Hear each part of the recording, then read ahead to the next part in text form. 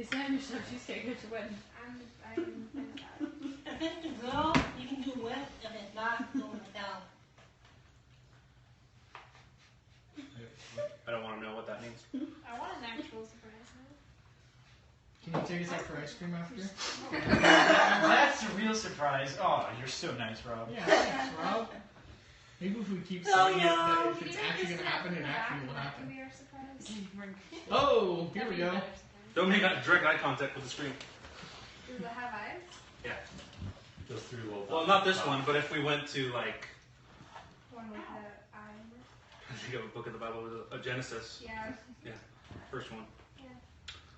All right, let's pray, and then let's listen to Sri Khan and see what he has to say about Joshua tonight.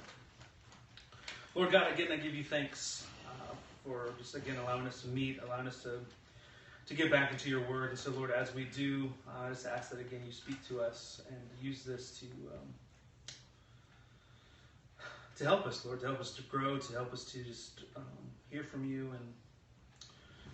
And Lord, just allow these words to be meaningful. Allow them to be something from you that you want us to know or to learn from or to grow from. And also, Lord, just challenge us daily to be the men and the women that you want us to be. So, Lord, I just thank you for who you are and for what you do, and just ask that you will do something miraculous tonight. So, Lord, again, I give you thanks, and it's in Christ's name we pray. Amen.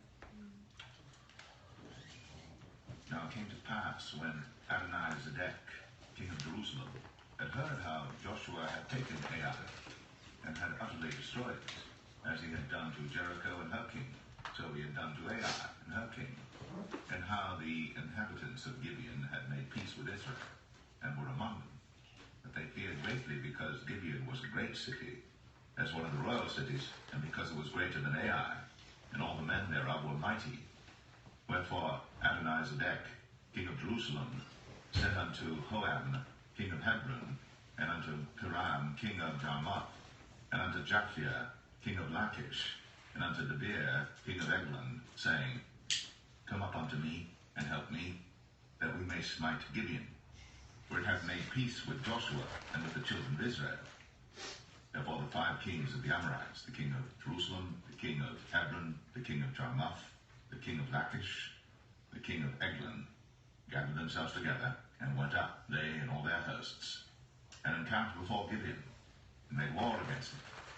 And the men of Gibeon sent unto Joshua to the camp to Gilgal, saying, Slack not thy hand from thy servants. Come up to us quickly, and save us and help us. For all the kings of the Amorites that dwell in the mountains are gathered together against us. So Joshua ascended from Gilgal, he and all the people of war with him, and all the mighty men of valor.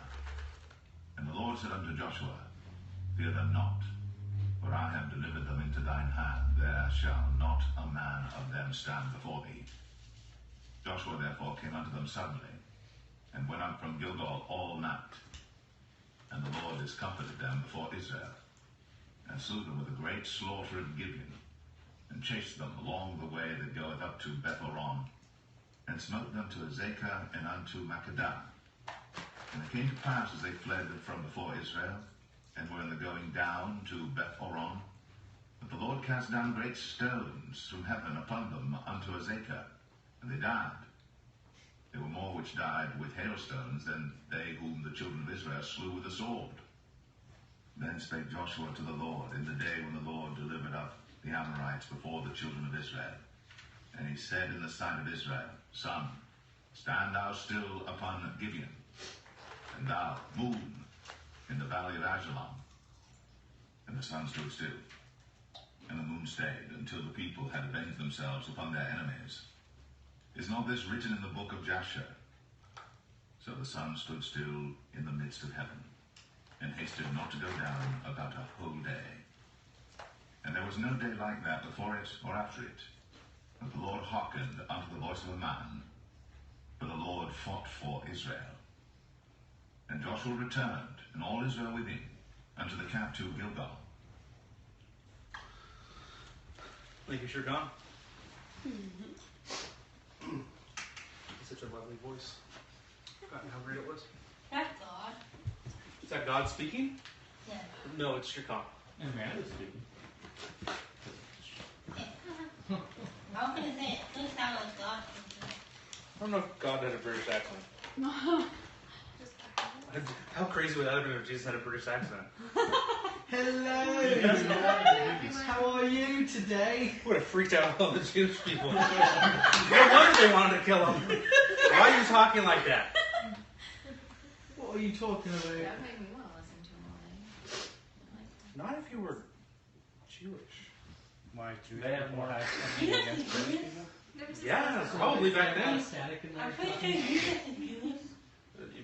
Pretty sure. I hope you're more than pretty sure. Yeah. All right.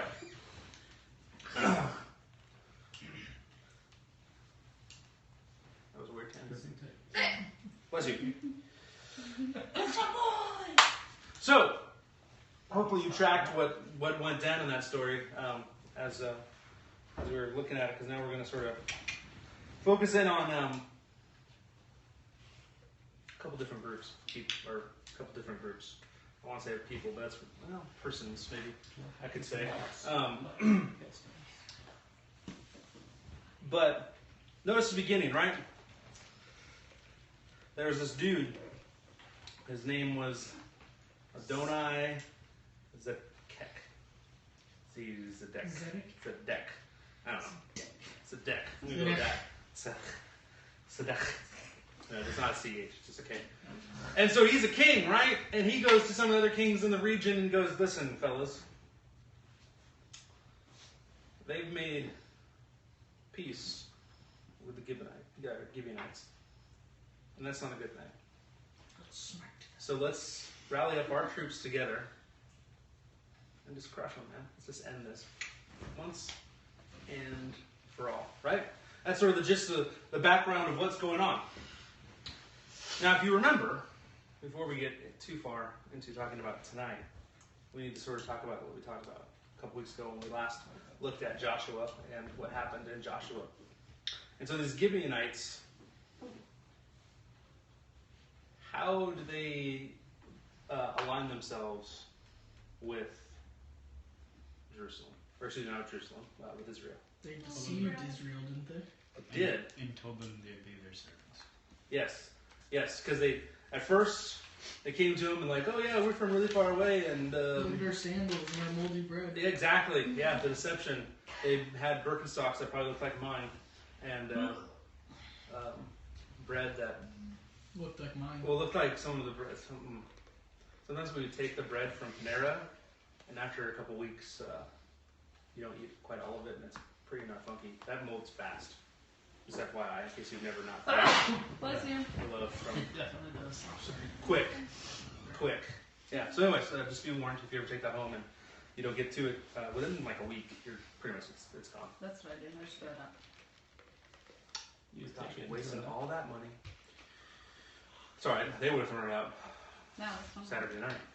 Anyways, so they deceive them, right? And then they're like, they think they've gotten away with it, but the secret's found out. Joshua's none too happy, right? And so he goes, why did you lie to me, you liars? Paraphrasing considerably here, in case you didn't know. And said, listen, because of your deception, but we've made an oath to you, so we're not going to break that oath, but you're going to be the servants of the temple and of the surrounding, or not temple, the tabernacle and the surrounding area. So you're going to be woodcutters, you're going to be water gatherers, you're going to be just really doing the jobs that none of us want to do. And so they're like, cool, that's better than dying, so we're in. Because that was pretty much their options. And so they're like, sweet, we're in. And so they've sort of aligned themselves now. And they're cool with that position because, again, they were going to die had that bargain not been made. And Jerusalem doesn't, not Jerusalem, I can't call them Jerusalem yet. They don't occupy Jerusalem yet. Israel is okay with the deal too. And so they've made that pact, right? So now there's this group, and so this group bonds together. And this group doesn't go to Gilgal, where the camp of the Israelites are. They go to Gibeon, the city, the area that just aligned with Israel. I think that's a pretty fascinating point. They go, well, let's not go to Israel directly. Let's go to their ally first, and let's try to take out their ally, and then I don't know what their plan after that was. That's all they really talked about. Let's go crush these guys first. So they go. They start advancing, and Gibeon reaches out. Gibeon says, hey, don't forget about us. Israel goes, okay, cool, we won't forget about you. We'll go help you fight. They go help them fight. In fact, God does most of the fighting. Hail falls from the sky, killing people. And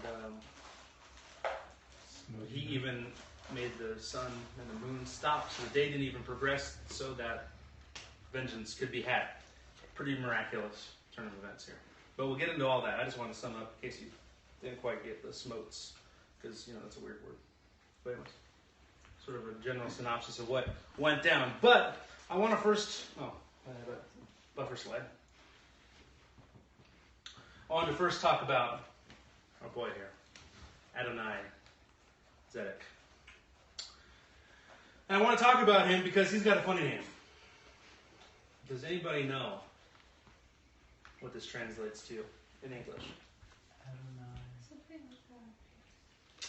Close. Adonai is It's not a song. an old song. I can't remember. Lots of songs that reference Adonai.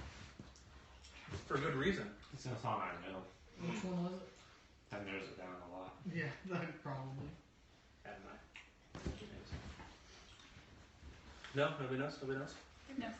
Nobody knows Hebrew? Ancient Hebrew? The only God. No, that'd be crazy. It's close though. Adonai is Lord. Okay, Lord. So that's why it's in a lot of worship songs. But it sounds prettier than Lord, in my opinion. But then Zedek can be translated a couple different ways. It's most often translated. Oh, here, you want to see it? Yeah. Justice or righteousness. So, Ironic. yeah, this dude's name. Huh? How would anybody want to be Lord of Justice?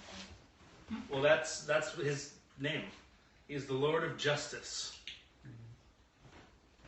Or the Lord of Righteousness. Now, I have an interesting question for you. I have an interesting answer. I hope so. The Lord of Righteousness. Clearly, we know this dude's not that because he's part of the Canaanite peoples, right? And we've already talked about what the Canaanite peoples stood for. Justice and righteousness, not really their thing, unless you consider child sacrifice just or righteous. In which case, if you do, we should have a conversation about that. We should have a conversation about That's wrong. But anyways, so if he's the Lord of righteousness, the Lord of justice, but he's clearly not, could this sound like any person who maybe has existed or potentially could, easy, or could exist? The Antichrist. Yeah, absolutely. Who? Absolutely, the Antichrist. Oh. He's the opposite, right? He clothes himself in the name of peace and prosperity and goodness and kindness and justice and righteousness, but in fact, he's got a pretty devilish scheme, right? Isn't that the very concept of the Antichrist? He's going to deceive people into thinking that he's pretty cool and everyone's going to flock to him. Oh, yay, we love him so much. And then all of a sudden, turns pretty quick. About 3.5 years, give or take. Exactly. Give or take, nothing. Nothing, yeah, give or take. Not even a little bit. Anyways. So this is clearly a sort of point to, a nod to, foreshadowing, if you will. And what does he do? This guy. He makes a scheme to get a bunch of allies together. He rallies up the nations. Go. or he leads a coalition of nations. Is there 7 of them? There's not. How cool would that be? So there's 5. But he leads this group. He gets this huge group, this coalition of nations, together to attack. God's chosen. Oh, you said 7, isn't it? 10? That's what I was thinking. It's 7. Doesn't one split off in it, right? I think it's 10. 10. The 7th has 10.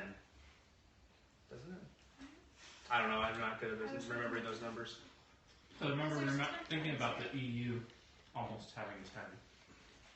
Yeah, but I think it was the 7th one that represents the last one, then splits. There's definitely 10 leaders, though. Yes. That's Yeah. what I'm like. Yeah. Unfortunately, the EU now lost another person since then. That goes that theory, I think. Humble opinion. Well, only time will tell. Anyways, so then he's got this. So again, this is sort of foreshadowing or a type of pointing to something. Again, right? If we take the example even further, Joshua being Jesus, the Promised Land being the victorious Christian life. This obviously mirrors this sort of end times theology that we pick up in Revelation. So nonetheless, so here's what he's doing. So he's leading this coalition of nations. He's got them, and notice who he attacks. He attacks the allies of Israel. Right? Hi, welcome, church. Even more, a little bit more pointed towards potentially, because the people who come from Jerusalem, or excuse me, Israel, who believe, right, get attacked. So, nonetheless, here they are. They're mounting this attack. But why are they attacking? Did you guys pick up that key reason for why this attack happens? It's early on in the chapter.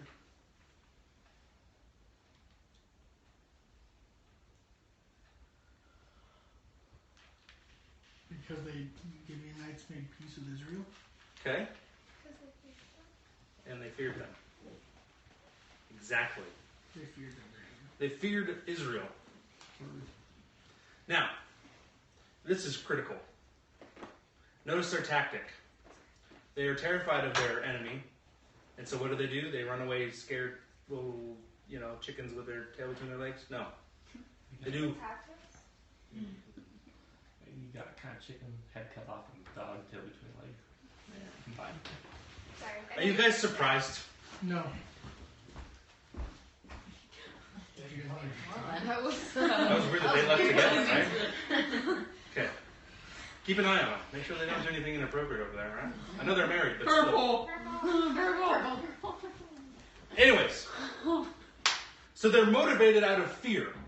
They're motivated out of fear of their own life. They're motivated out of fear of losing their way of life, their lands, and just everything that they hold dear.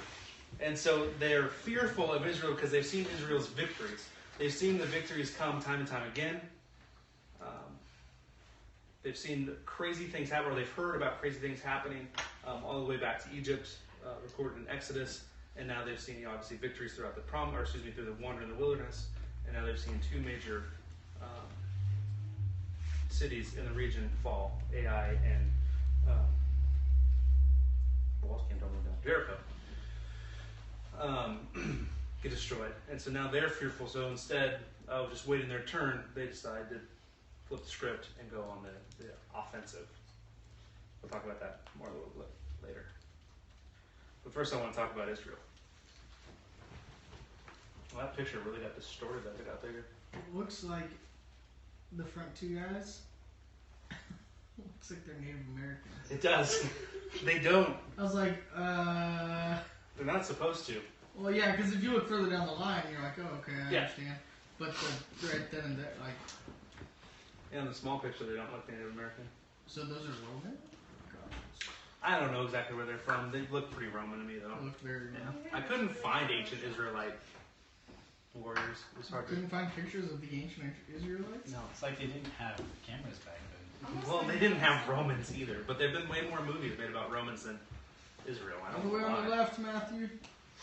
So, Let's talk about Israel now that we've talked about the coalition of nations.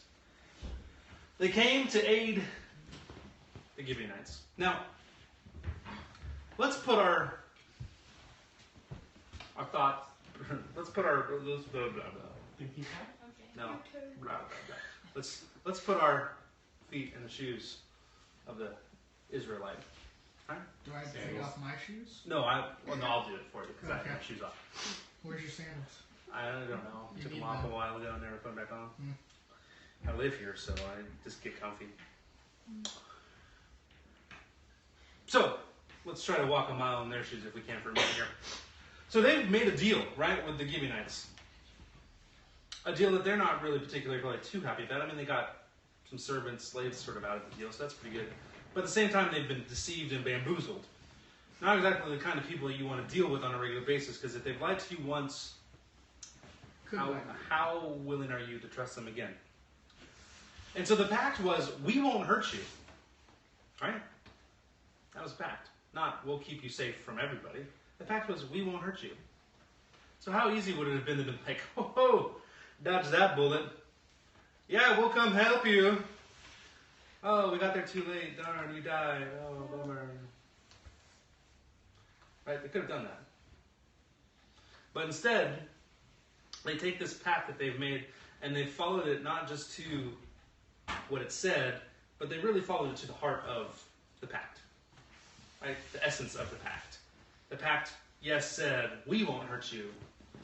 But the pact really was about safety and keeping them alive. And while it didn't necessarily spell out foreign powers, they have now followed it to include that. And so I think that's a pretty telling thing of Joshua and Israel at this point. I think it's a pretty interesting fact that this is how they decide to handle the situation. Because again, they had every right to just be like, well, legally, they could have gone, but instead they go, we'll extend the olive branch and help you out. Even more so. Now, keep in mind, they're camped. I forgot to add my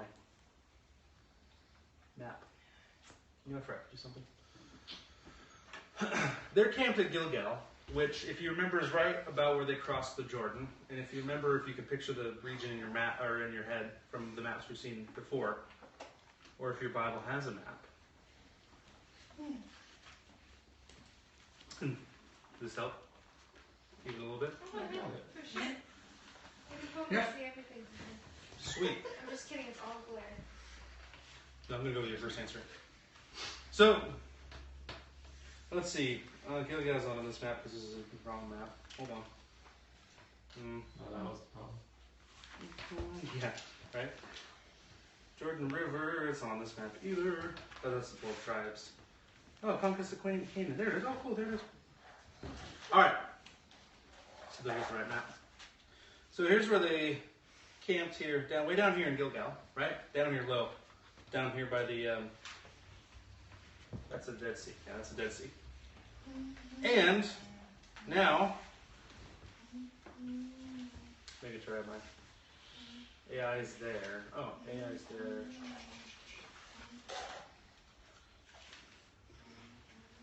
So they mark Gilgal, Bethel. We haven't done that yet. So where is? I don't include their room. The second attempt. Oh, Gibeon. There it is. Wasn't where I thought it was. So now they march from here, right next to the river, inland to Gibeon, which is. So if you do your, the scale, you find the legend. It doesn't have it on this map. That's stupid. Oh yeah, it does. Right there. That's roughly 20 miles to Gibeon. So they marched 20 miles immediately once they got word to help protect this city. Now, I'll ask you a question, and let me just hear your thoughts on it. If you're a marching military, you march 20 miles, do you really want to then jump right into warfare? No. I get winded sort of like just walking, 20 yards. I want to mod it and with them there. What? I wouldn't mind getting started right away and get the work done. Well, it's not just work, though. They're not like building a house. They're marching 20 miles, which They're fighting for the 20 like what's 20 miles away from here? Healdsburg? Sure. I don't like more like San. More kind of woman San kind Fran. So San Francisco is 50 miles. No, Yeah. I mean San. Jose. San Rafael? There you go. That one. San Rafael? San Rafael could be about San Rafael. San Rafael. Lord. So I don't know. I would have to look it up. Maybe Novato. Nevada's like 18 miles. Nevada. Is it? Perfect. So Novato is about 18 miles. So a little bit beyond Novato. So if you've ever driven to Novato Hundreds of times. without traffic, so you get an actual scale because in traffic it seems like it's Or with 800 traffic, miles. Then you're Then you're actually going the right speed. Right speed. It's true. Marching speed, so not very quick. And yeah, so basically, let's walk to Novato. Might march faster It might be a little bit, but not. than the Nevada Narrows. That's true, actually. That's a terrible region of the world to be in traffic. Anyways, I don't miss that commute at all. So imagine you march to Novato from here. You get to Novato, and as soon as you get there, none of us fight in war, so again, I'll have to use the only metaphor. The closest thing that I can comprehend is playing a game of football. And not playing a game of football for like a normal football game of 12-minute quarters, or even NFL play 15-minute quarters. Timeout. Huh? So timeout. Timeout. No, but playing football so long that the game's not over and you're like, hey, we gotta keep, Lord, stop the sun from moving because we're still playing a game. So it's gone well into, I don't even know how long, hours. Almost, probably close to a 24-hour period that they've been marching and out fighting. Non-stop. Pretty miraculous dedication to saving a group of people that they really don't like that much. Right? Like that's a pretty miraculous thing that they're willing to do for a group of people that aren't, who deceive them to get in good with them. What makes this even crazier is as the story unfolds, is it's not just their commitment to the Gibeonites, but now God speaks on the matter and goes, listen, fear not. I'm giving you victory. So now they're going into it going, man, the Lord's behind us on this. Sweet. Not only is this going to be like us trying to help them, but the Lord wants us to do it. So, man, He's going to provide a victory for us because we've seen Him provide victories for us. So how much more of a confident boost and like a, sweet, we got this kind of thing going in behind it. Pretty miraculous setup going as they continue on. So let's talk about God. And isn't that very That's an angel. Divinian-ish? I really like an angel. Looks like clouds. Anyways. That's Mike. So I already said this, but God tells them, do not fear them. And I love this. Do not fear them. Right? What is their motivation? Fear. What's God's counter to the people of Israel or His people? It says, fear not. Do not fear. Now, do I want to talk about this right now? Sure. Probably should. Let's do it. Why does He give this command? Don't fear. Do not fear. Reassurance. Okay? So they can feel good about themselves, and if they have had enough positive juices, they'll be good to go. Peace. Fear doesn't come from God. Fear doesn't come from God. Can you elaborate on that? What? Fear comes from the devil. And Why is that, though? If you don't know, that's okay.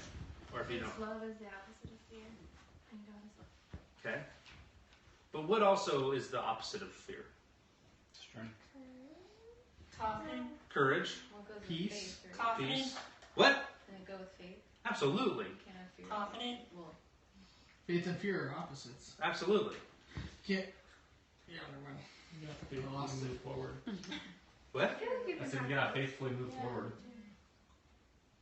Faithfully moving forward. Oh, yes. I was like, what is he saying? But I feel like you can have both. Fear and faith? Yeah. No, they can't coexist. It can if you have fear in the Lord.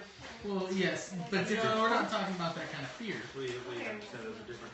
Okay, well let's talk about this for a minute. How can they coexist? You have fear of the Lord. I get scared. Yeah, to it's talk better to when you say it, Mike. How about Sam talk, since she's the one I was talking to? Mike. No, I'm kidding, not really. Yeah, Mike. Brandon's not here. You know, he's not. You're next. It's a totem pole. Sam, go ahead. I get scared to like talk to people, and I like in general, but especially about like things about God. So Mhm. that's scary for me, and I get like freaked out.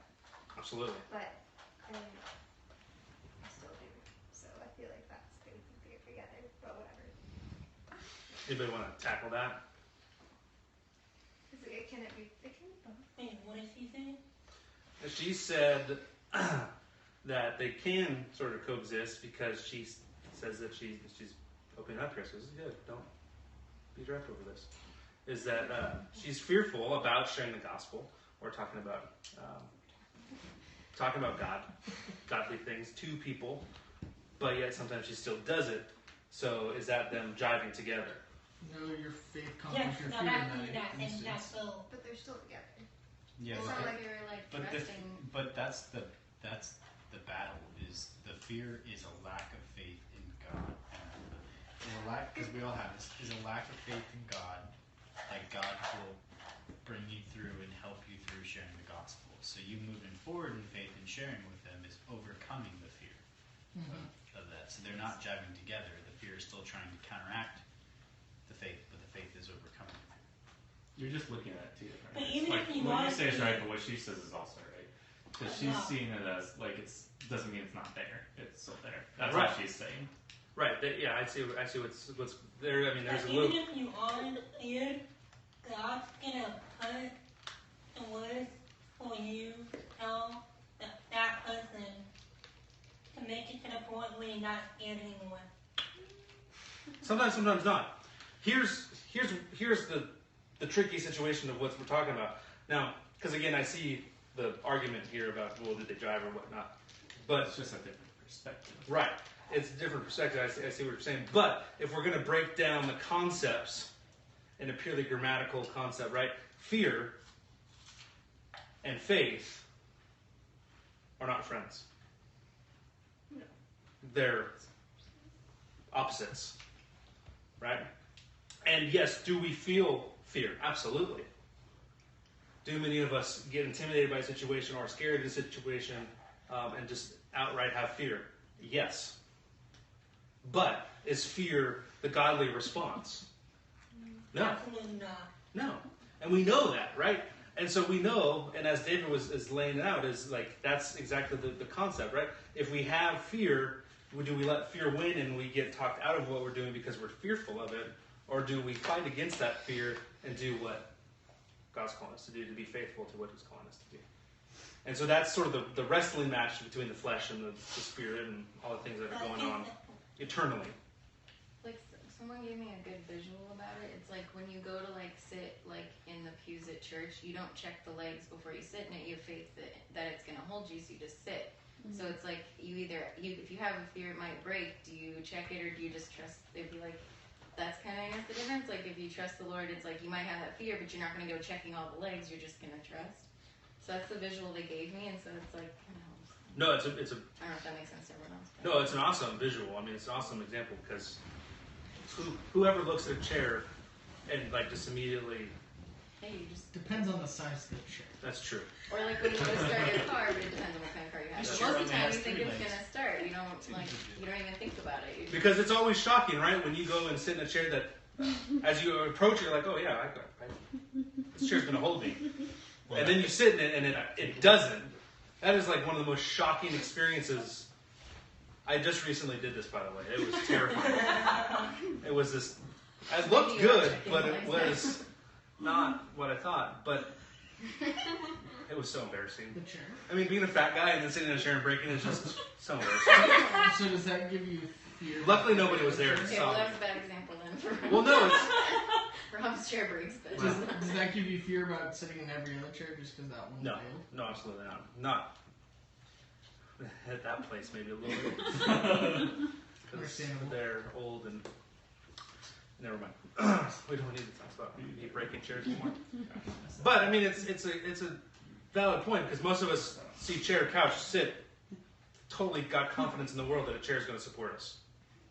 I feel like Most people don't question that.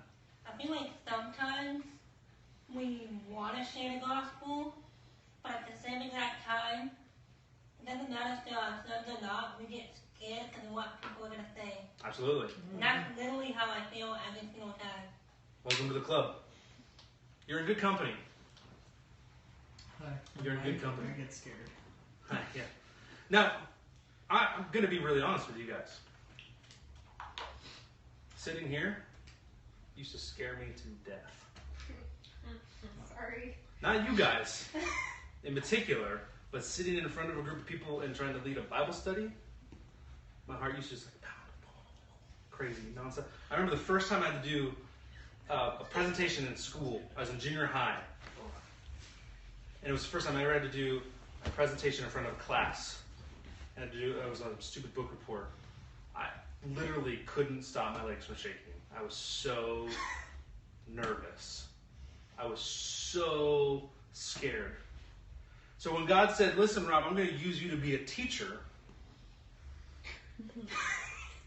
What's your leg shaking? I said, excuse me? I think I misheard you. No, I'm not. I think that was Satan talking. Now he's here. Oh, wait. And I've gotten to the point where now it doesn't faze me because I'm not fearful of it anymore because at the end of the day, it's not me. But we'll talk about that in a minute.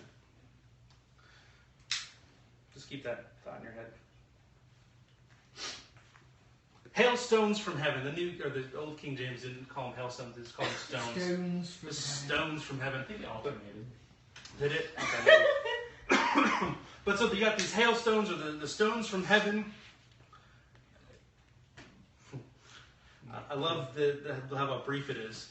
It says, there were more killed by the stones than there were that the Israelites slew with the sword. It's like, okay, got my attention now. So this bucketing, And they this onslaught of cannon fire, falling from.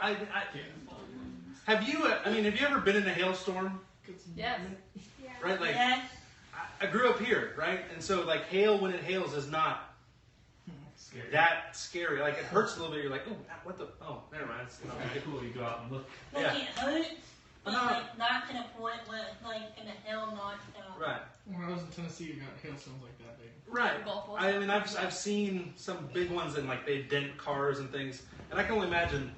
This is just my imagination. I don't know because it doesn't really tell us how big they are and whatnot. But I just like picture totally like cartoonish things happening. Anvil dropping These out huge there. anvils and like pianos just like crashing. Legs sticking out from all Like one sides. time, I was taking my dog for a walk in Arizona, and it literally started hailing for like 2 minutes straight. Yes. Right. But again, you didn't die. No. That's good news. That's good news. Because those. Be careful with that. I am. Okay. So those are like small hail. But like these things must have been huge. If they're falling from the sky, plummeting people to death. And again, I don't know. I think I grew up watching Looney Tunes, so the anvil, the piano, the large rocks, the boulders, and then it sort of rolls away, and then they're flattened like a pancake. Even though I know that's not real life. They don't just go and then they're back to normal. They were crushed and killed. Probably lots of blood and it's probably gruesome. Pop up flat and then expand. Yeah. They don't think that happened. I think they were dead. Bless you. And so, in case we didn't quite understand the concept of miraculous, the sun stood still. Now, there are two major theories on this. One I came across the other day, and I recalling it, I'm just like, wow, I think they're not interpreting the Bible correctly. But they said they had the science to back it up. And they were flat earthers. They were what? Flat earthers. Oh my gosh. Flat earthers. so that they believe that the world is flat, not spherical, and that when it stood still, it was literally that our sun stood still because the earth doesn't move. It's held up on the 4 posts. They're taking scriptures. I understand where they're coming from, right? And that the sun, literally, God stopped the earth. No, don't move, because it moved across the sky. Now, modern science tells us, no, we are on a spherical planet. The earth rotates around the sun. And so a lot of anti-biblical people will look at this passage and go, either you're a dumb flat earther, because there are people trying to argue that point from passages like this and a few others. Or there's people who then go, well, see, your God is wrong because the sun doesn't move. It's always standing still. And so you're an idiot for believing this. Okay. Now, what they fail, obviously, to do is look at the way that we always talk about the sun moving across the sky. There's a sunset, and there's a sunrise. We always talk about the sun as if it is moving, even though we know, based on modern science, that it doesn't move. So it's not so much the literalness of the sun stopped moving. It's the concept that the sun stopped moving across the sky. And so I only share that with you because there's going to be some person that you're going to encounter at some point who's going to be like, you believe the Bible's literal? You're dumb because the sun didn't, right? And it's just like, no, bro. Like, really? Like, we always talk about the sun moving across the sky. Like everything. The sun really stands still. It does stand still. But how does it? How does it move every single? The earth moves. In real science, the earth does move. But what we're saying is that, It's heliocentric. yes, Not but that geocentric. the earth stopped. But we always define it as the sun moving because we're on earth from the vantage point that the sun moves, when really it's the opposite. But The earth rotates and moves around the sun. Right. All at the same time. yes, orbits and rotates. Sometimes I like the sound of this. Yeah. So anyways, I only brought that up because it's a tidbit that people are going to argue with you about, or going to try to. They're going to try to make you look dumb, and then you can just say, listen, I'm not dumb. You're just not really understanding what it's saying. It's not the same, right? Anyways, so on and so forth. So, what about us?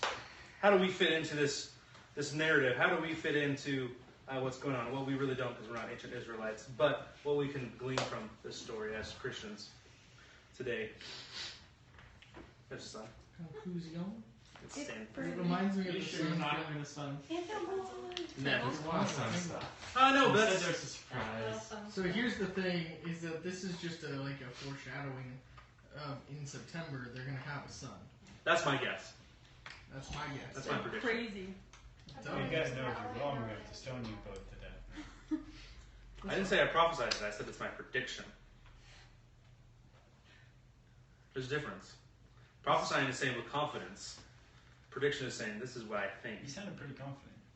Yeah. We can stone Mike if we want to later. No, we can't. Just because? Oh, we can't? Oh, Amanda said no. Just because? just because. If you write it or declare it, then we'll have to stone you. Well, no, it's a guess. Take my word purposely. Be committed.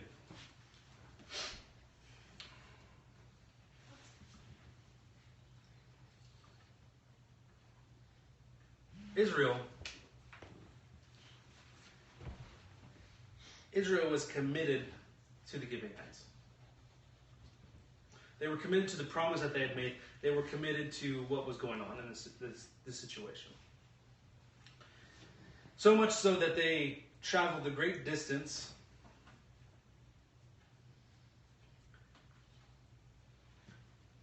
and just forsake themselves to do what they said that they were going to do. And so I think a call for us is to evaluate what we're in, and are we at that high point? Are we putting in everything that we have because it's what God's called us to do?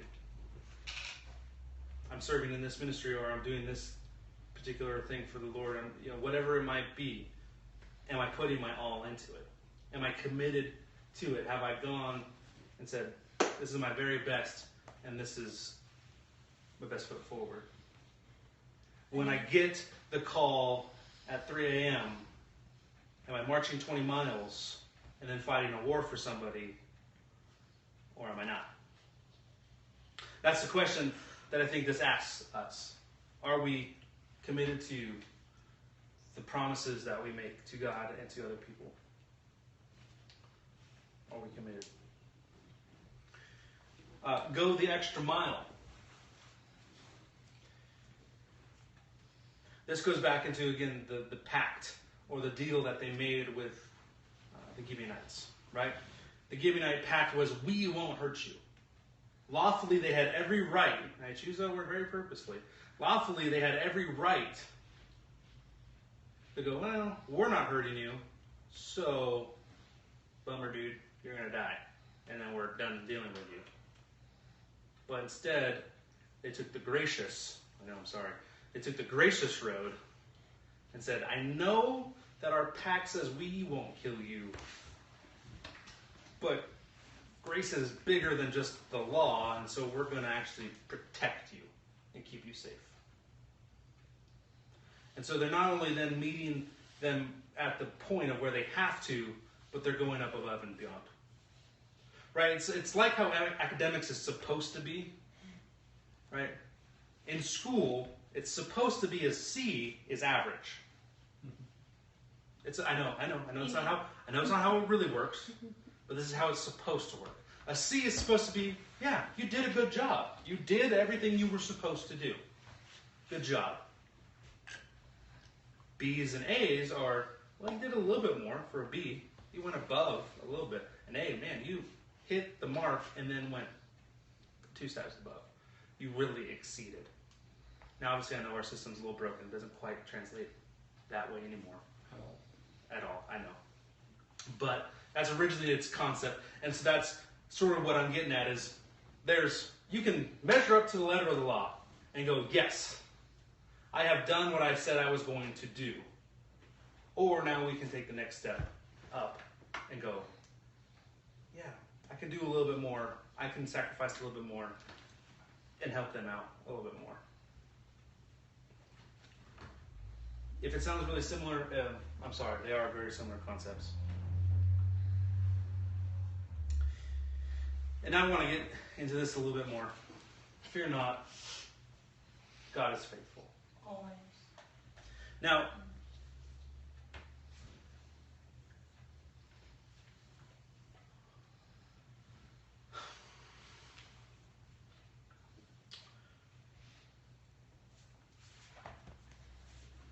I would be lying to you if I don't ever get stopped because of fear. I'd be a hypocrite if I was just said, well, no, I don't fear. Oh, you're stupid if you don't have fears. But that's not me. I'm not going to even try to play that game because I've literally had this argument with God and said, I am terrified to do this, and I'm not doing it, and basically just turned away from it. So, if you've done that, I can relate. However, this is what I would say to myself in those situations and you in these situations is it's not about me or you. It's about God. And ultimately, at the end of the day, it's what do we have the most faith in? Where is our faith mostly put? Because if we let fear win, that means we've placed it in ourselves because we know ourselves, and we know ourselves are probably going to fail at the hardest things that we try to do in our life. Preaching the gospel, sharing the good news, sharing things about Jesus to the people around us.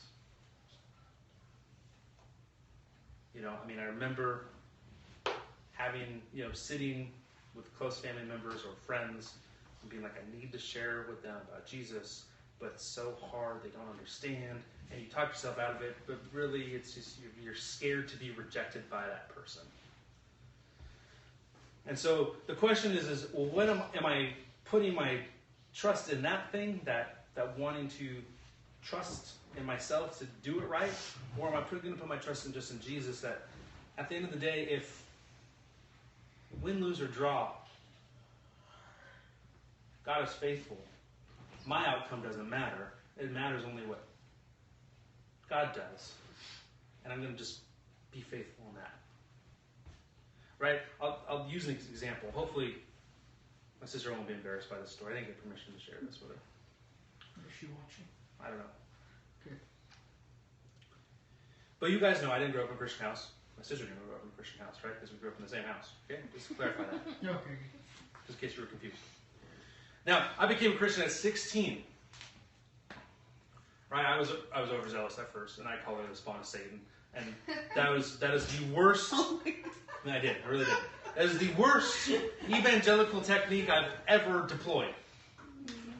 Don't ever call people the spawn of Satan. It doesn't work well. They do not respond. Can you do it if you have a British accent, though? I don't think so. I don't think it would help. Maybe you did it as a Canadian. It might sound nicer. I don't know. You spawn of Satan, eh? This is funny. So anyways, that was new, overzealous Rob Christian, right? Okay. So but over the years, I toned it down, and You're just the spawn. I remember more than one occasion we were just sitting at home or we're sitting for some family thing, and the thought of like, I should really say something. And I never did. Because I remembered I'd called her the spawn of Satan one time in a heat of rage, and so I got fearful that I would do something else to hurt her chances of receiving the gospel. Now, the irony in all that is I'm just a player in this game. I'm not the one that produces the results. Right? I'm just the one that God says to speak, and then at the right time, if it is ever the right time, God does the work in somebody's heart and changes their perception of who Jesus is. Right? And he redeems him, he pulls him out. And so I remember just always constantly be battling this fear of like, oh man, I'm gonna make things worse.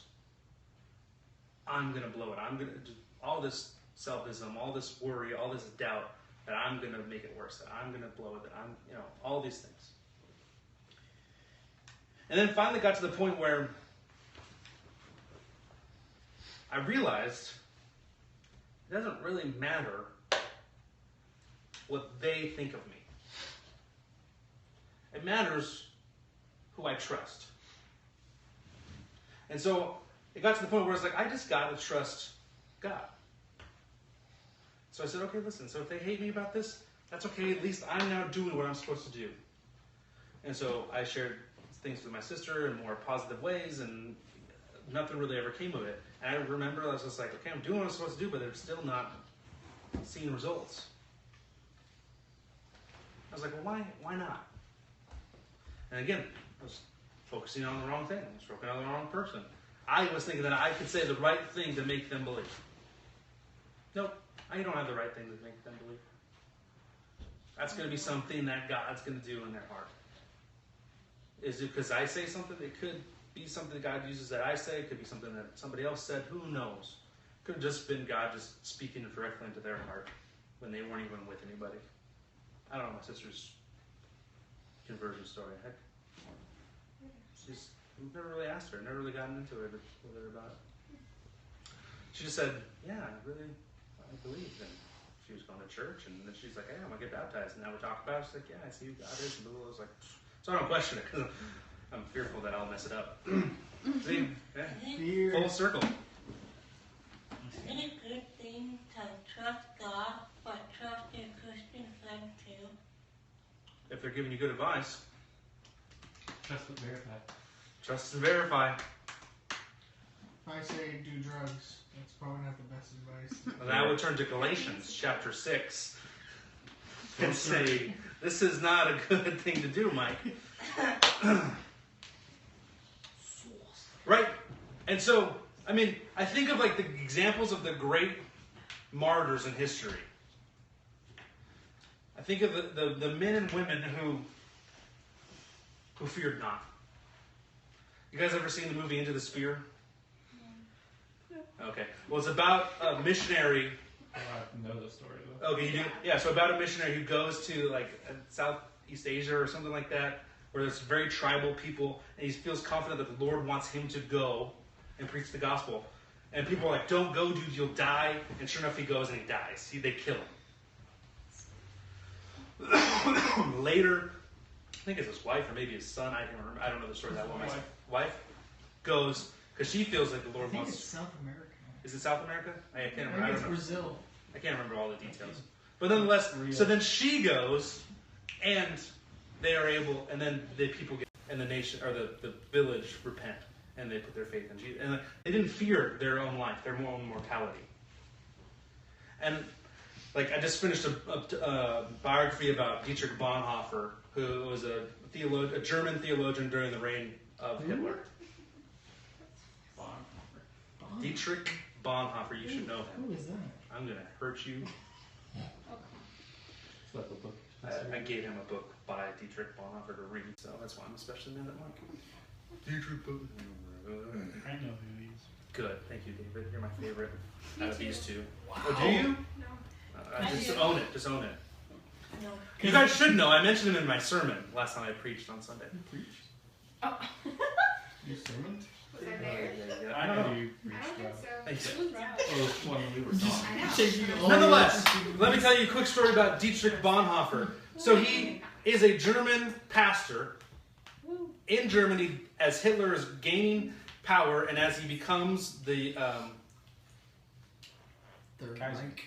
no, not Kaiser. Uh, Führer. The Führer. The Führer. Yeah. The Führer. So basically the leader of Germany, right? And so now Germany has started saying to churches, listen, you can't teach this stuff. This is the true religion. And he completely distorted Christianity and whatnot to justify killing Jews and gypsies and Christians. What's his And face? Or... Hitler. Oh, okay. Hitler, right? We know that from history. Well, yeah, I didn't know if you were saying that this was part of the story and then you You thought You were talking about Bonhoeffer. Oh, Dietrich? No. Yeah. Bonhoeffer was fighting against Hitler. Okay. And so Bonhoeffer had an opportunity to escape. And so he gets on a boat for America. He's like, I'm safe. And moments after the boat departs the harbor, he's like, this is the dumbest thing I've ever done. I have left my people to suffer. So he lands in America. He turns right back around. He comes back to Germany and he starts trying to minister to the people. Within, I forget how long it is, it's really quickly he gets arrested and basically dies in jail. And while he's in prison, he starts writing letters very much like our boy Paul to the Christians saying, stand firm in your faith, persevere, and just stay strong. And so he forwent fear of being fearfully, or, he cast away his fear, like, yeah, do whatever you want to my body. Throw me in jail, beat me, punch me in the face, tar and feather me, waterboard me, I don't care. Because I need to preach the gospel and I need to encourage the Christians here, and I need to make sure the gospel is still preached here so that people aren't blinded by what Hitler's spouting. That is fear not. And so I always check myself, because here I am in America where I'm never, things could change, but I don't think they're going to change that quickly in my lifetime. To the point where I don't think I'm ever going to get arrested for sharing my faith, or beaten for sharing maybe beaten if I'm in the wrong part of town, but it's a whole other story. Not by the government, at least. If your ball That could calls you change like, really your kids quickly. made you Huh? shave your head, So in theory, that could change really quickly. Yeah, in theory. It could, but I You're doubt just- it. That's my personal opinion. I mean, they could have left if they wanted to. No, they can't. Not right now. They wouldn't have a just cause right now. I mean, they could, I guess, right. Yeah, You're you're doing it trespassing. just cause. But anyways, that's the so think about it, I get fear, I'm including myself in this, I get fearful of telling somebody about Jesus. It's like the most they're going to be like, is like, defriend me on Facebook. or potentially like splash a soda in my face, or maybe hot coffee, like that would suck, but like really? Compared to what martyrs in history have done, like, I'm fearful of that. You'd heal. Yeah. I'm fearful of what they can do to my body. Because at the end of the day, it's like, do I trust that God is faithful? And that, like Paul wrote to the Philippians, to live as Christ, to die as gain. So it's like, the worst that they can do to me, takes me to be with the Lord. So it's like, okay, win-win. Actually, potentially even win-win-win, because God gets glorified. The gospel is preached so they might repent. And then I get to be with the Lord because they persecuted and killed me. So win-win-win. 3 wins. In case you have a hard time counting. Obviously, that's completely all speculation, but nonetheless, fear is such a powerful thing. It's such a powerful enemy against us. I get caught up in it. Many great Christians have gotten caught up in it, and it really has no place in our life. So that when fear comes, we should rebuke it. We should have the confidence in God to say, no, I'm not going to be afraid to speak what's true, what's right. And just to stand firm to whatever might come. With that said, this is where I'm going to end it. For when I go back and record this later, when I look at the camera and point, I'll know to stop it. With that said, Saturday, meet in the parking lot. We could meet. No, let's meet in the parking lot. Let's meet over across the street from SSU at 10 o'clock. Those of you who can make it on Saturday, 10 o'clock, to help move people into SSU. Will it be scary? Yep. It will be a little intimidating going up to people and saying, "Hey, can we help you move in?" Don't worry, there, freshmen. There'll be a lot more soon. Probably. I didn't have my thing up that later going. What do you have? I have family birthdays that day. Man, your family's got tons of birthdays. I wish I had tons of They need to be What time's super birthdays? old. They need to be super old. Gosh, like, Well, we'll talk about it later. How long? No. Hey, ESPN. It's really, Pirates with the Giants. It's okay. fight, too. There's a squirrel tape. it's like what I'm used to. How long are you guys gonna be doing it for? It's Mike's fun. We are going to be there as long as people can be. oh, if there's a Doesn't answer my difference question. between stuff Uh, that's Yes, all still